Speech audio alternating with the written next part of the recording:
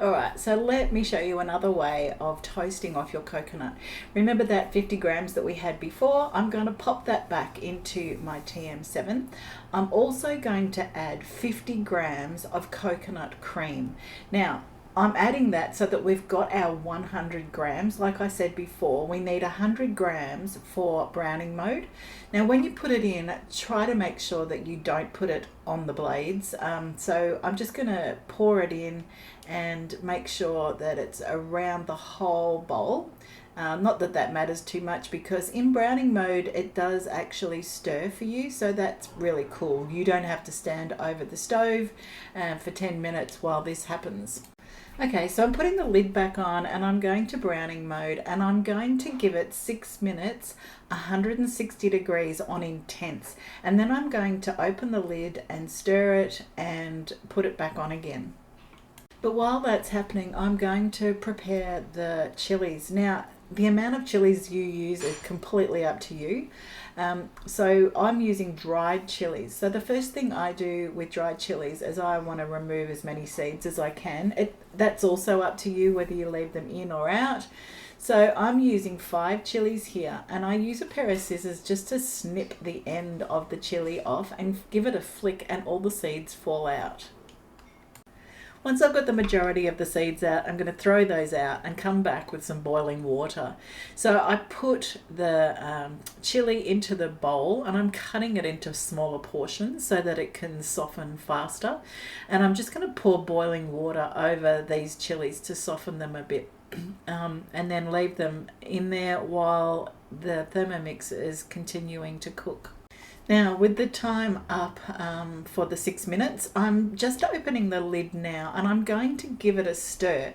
You can see in the bottom of the Thermomix that it's starting to toast really well. So I'm just going to remove the lid and give it a stir just to make sure that I've got the coconut that's stuck to the sides of the bowl down, and give it another 4 minutes.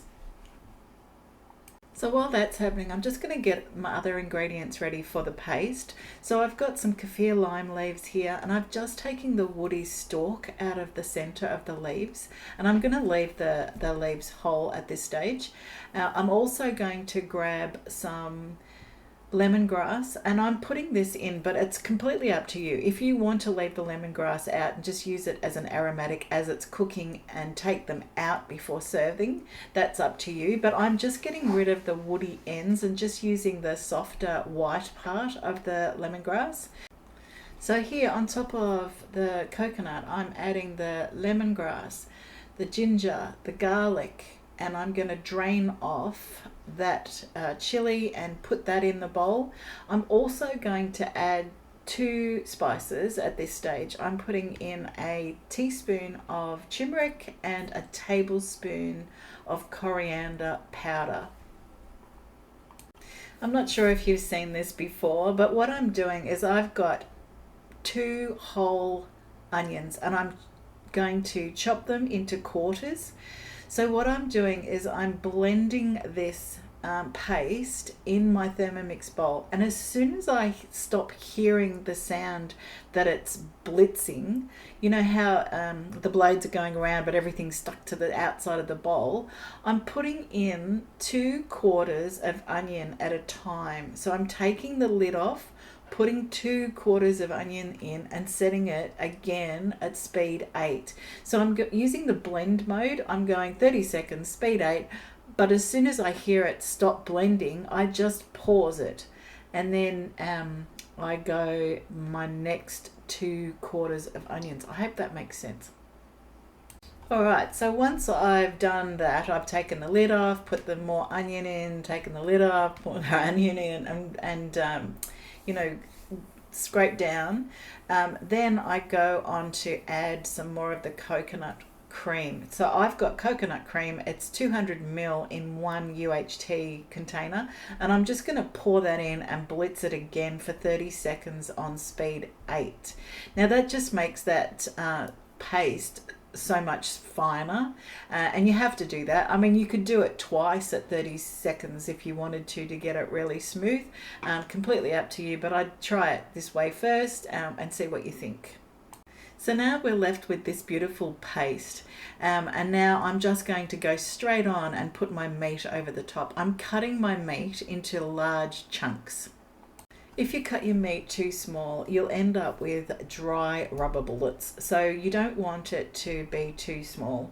In fact, the more fat that's marbled through the meat, the more tender it will be. 800 grams is the maximum amount of meat that they recommend putting into the Thermomix. We'll talk about why that is in our Zoom. But now I'm just adding that to the Thermomix bowl.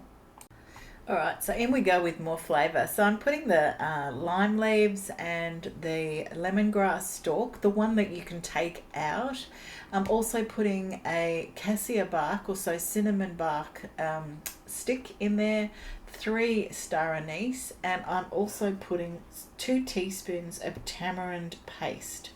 And last but not least, I'm putting 1 tablespoon of dark brown sugar, and that's going to just cook along, and I'm just putting them in the top, but you'll see that they'll all cook through and stir as you go.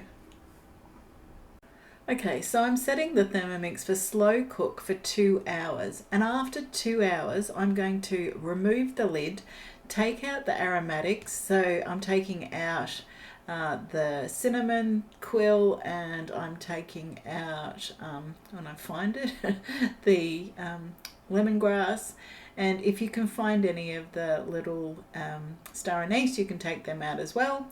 But then I'm going to give it another half an hour to an hour, depending on the meat, what it feels like. So this particular one is pretty soft, so I'm going to give it another 30 minutes, and then I'm going to remove the meat from the bowl. So let's go.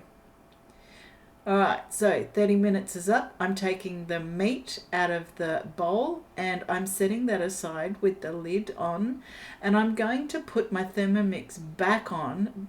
Alright, I'm putting the Thermomix back on this time for steam setting, so Varoma if you like. It's going to go for 15 minutes at 120 speed 1.